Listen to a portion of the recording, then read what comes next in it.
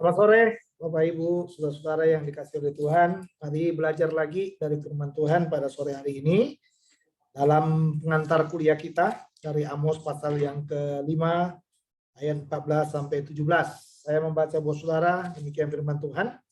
Carilah yang baik dan jangan yang jahat, supaya kamu hidup. Dengan demikian Tuhan Allah semesta alam akan menyertai kamu.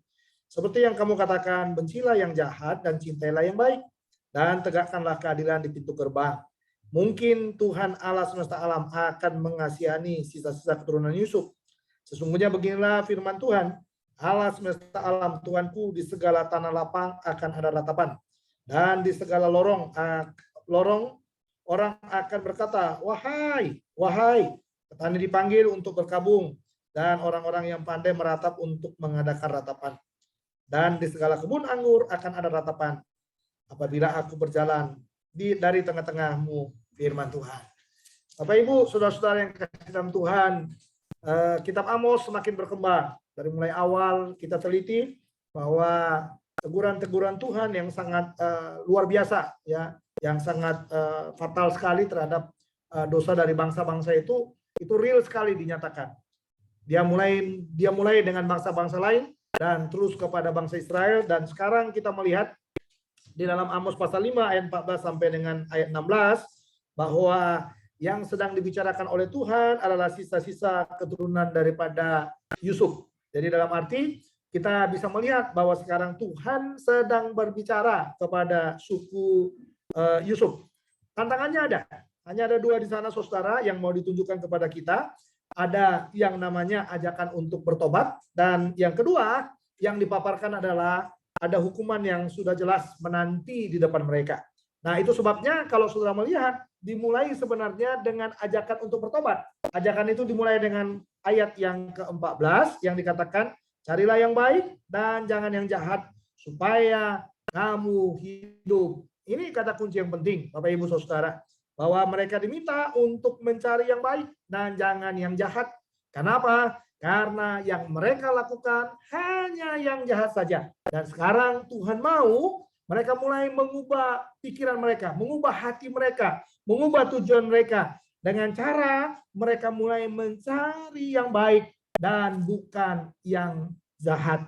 Lalu dalam ayat yang ke-15 di sana dikatakan, bencilah yang jahat dan cintailah yang baik. Kita melihat di dalam bagian ini antara mencari dan sebuah tindakan sebenarnya. Mencari yang baik, ya, dan jangan yang jahat. Tetapi diminta lagi di dalam bagian ini, bencilah yang jahat dan cintailah yang baik.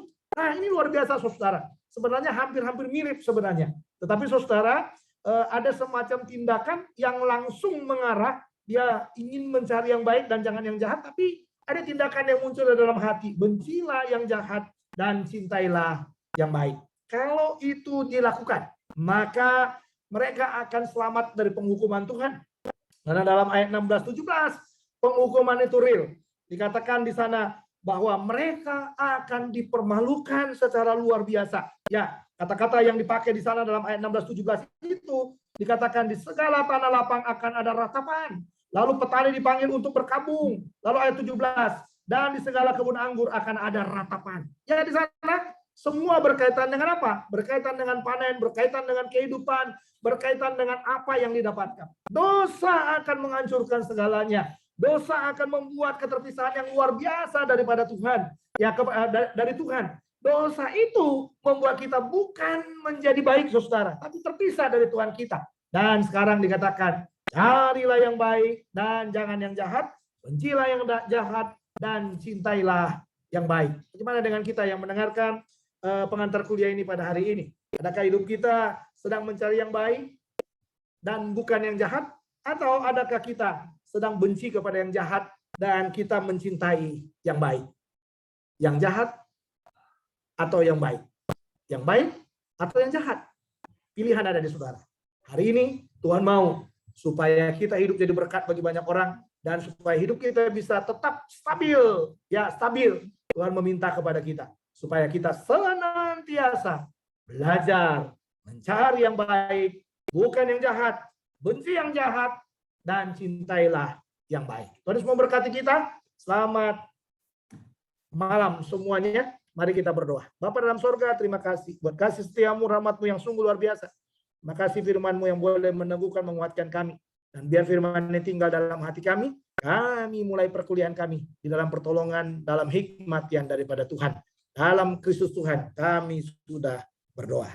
Amin. Kita mulai pelajaran kita pada sore hari ini.